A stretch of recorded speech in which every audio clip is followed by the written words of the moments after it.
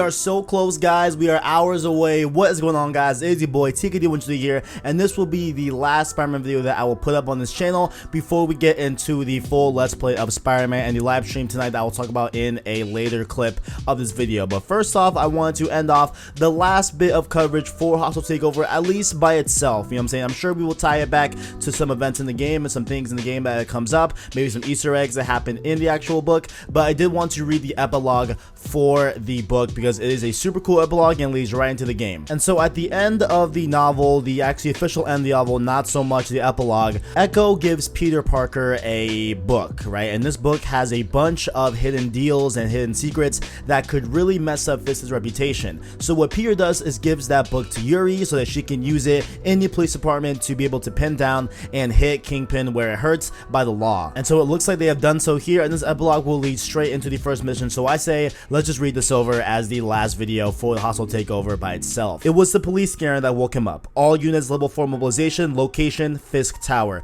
Peter sat straight up in bed. It had been months since the fight at the hotel, and he'd been dreaming about MJ, but he hadn't spoken to her for a long time. He'd wanted to give her space, that was definitely part of it, but he'd also worried that he could never be the boyfriend she needed. He couldn't stop worrying, and he cared enough to give her the freedom she wanted rather than hinder her career. As he predicted, Fisk had walked away from the incident with no charges, but that wasn't to say he was untarnished. Footage of him punching Maya Lopez, a woman who had been his legal ward, was all over the national news. A man who was acquitted of criminal charges could remake himself as a scoundrel, but the man who punched his foster daughter on national television was bound to get a lot of negative publicity.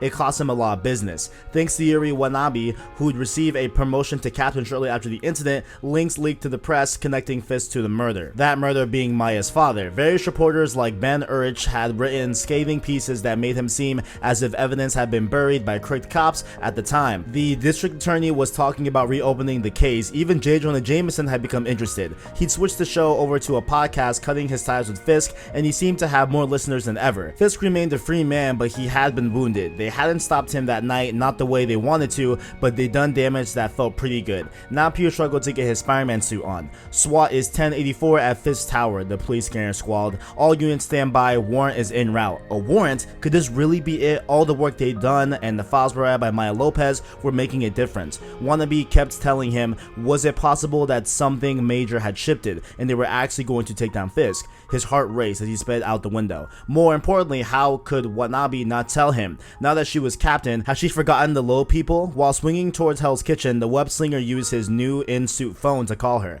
I thought you were going to tell me before taking down the big guy, he said as soon as she picked up. She didn't have to ask who was calling. We think he got a wind of it a couple hours ago, she explained. So we're moving fast, still waiting on the warrant, just need to secure one last piece of evidence. What can I do to help? Nothing, she said. This needs to go by the book, you know his lawyers. That didn't slow him down. No way she was going to box him out. Not now. She knew it too. He figured Yuri was just putting up a fight out of procedural instinct. Come on, Yuri, Spider-Man said. I've been working the last 8 years on this. Taking down Fisk is kind of a big deal to me. Hold on a sec, she said. It sounded as if she was dealing with a crowd of people over there. Launching an assault against a major figure like Fisk had to be a logistical nightmare, especially when he was unlikely to go quietly. Okay, she said when she got back on the phone. Now's your chance. Get to Times Square. Fisk's men are trying to keep my guys from getting to the scene.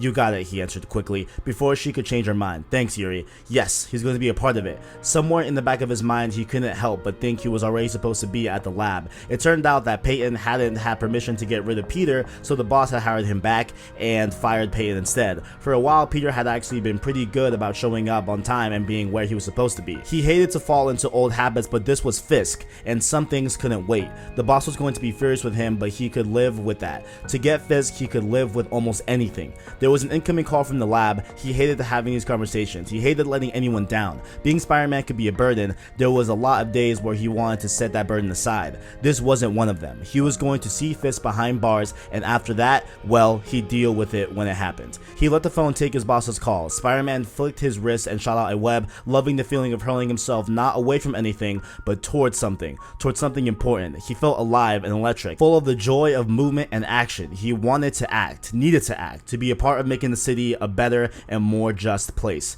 Soon, he thought, when Fisk was finally behind bars, his life would finally calm down. It couldn't get any crazier, right? And that was the epilogue of the book that leads straight into the first mission of Spiderman PS4 tonight. So I absolutely cannot wait, guys. The hype is crazy, it's tricky to hear it in my voice. And some things that were pretty much cleared up here. Number one, Peter and MJ are still broken up. They are so separated. Who knows if they'll get back together in the game or what's going to happen exactly, but as of right now, they are still broken up at the start of the game, clearly, and it seems like they haven't talked in a while as well. Peter mentioned that as well, so it looks like they haven't talked in a while, and Echo is out of the picture. She left at the end of the book. Yuri was promoted to captain off of the intel that she gathered from Echo that gave it to her. Obviously, she didn't say that Echo gave it to her, but she made it look like she did it, I think, and she got promoted to captain, which is really cool as well to see that. So it'll be a new dynamic going into this game, where I assume we won't have Yuri being so secretive and, you know, so kind of have to hide the fact that she's working with Spider-Man. I think maybe they'll start to embrace that, you know, the cops should be working with Spider-Man. He's a good guy, and obviously he's trying to help out the city. So I think we'll have the new dynamic there where, you know, Yuri will be more free to talk to Spider-Man, and if she's not, then I feel like she'll have less people questioning her when she goes off and talks to Spider-Man on the phone and stuff like that. And one more big one here is our boy J. Jonah Jameson has cut his ties with the Fisk radio show and went on to do his own podcast. He did mention that in the book that like he was gonna think about starting a podcast, and said he went with Echo and took up her offer to do a radio show that was backed by Fisk. Obviously, he didn't like the idea of being backed by blood money, by Fisk money at that, so instead he went over and started his own podcast to separate ties, and looks like he'll be a big part of the game as well. And lastly here, the big one as well is that Peter got his job back, and Peyton, the dude that was always picking on him, always being mean to him in the lab, got fired in reverse by the boss. So really cool to see that he went to the boss, talked to him privately, and he got his job back at the lab, as opposed to Peyton, you know, getting fired as well. Now, he is missing a lab day right now to go on this mission, so that might be a little bit dicey, and we'll see how that plays out in the full game. But guys, I cannot wait. This is awesome. This is great. Now, let me get to that last clip I want to mention to you all about the live stream tonight. Alright, a little change of scenery here. Obviously, I am on campus right now. I'm going to class right now. But tonight, we gotta talk about tonight, okay? Obviously, launch Spiderman PS4. I'm very hyped for it. I'm sure you all are as well. And what we're gonna do tonight is we're gonna do a little bit of a live stream, right? So a lot of you guys were saying when I first asked you guys, would you rather have a stream or rather have a let's play type of deal? A lot of you guys said let's play, a lot of you guys were feeling that. So I say we're gonna start off the Spider-Man PS4 Let's Play with us doing the first episode live straight through, and then we are going to pick up after that and do our Let's Play episodes, you know, further on that standpoint. So I'm assuming they're hopefully going to be daily, so the target is probably going to bulk record a lot of them, and then we'll see how that goes. So tonight, be here, youtube.com/PlayStation Source, and I will be live streaming for you all the first few missions, or however long we're going to take it. We're going to do the first episode live, and then we're going to do the rest of it after all on pre-recorded Notion. So be there, guys. Live stream tonight, 9. I will be tweeting it out, obviously, and make sure to keep it locked here on the channel for all things PlayStation. Thank you all for watching, and thank you all for all the support on the book that we did throughout the entire week, well, like 2 weeks, honestly. It's been a great time, and really did enjoy covering the book. Hope you guys enjoy the content as well, and thank you all for watching, and as always, catch you tonight. Greatness awaits.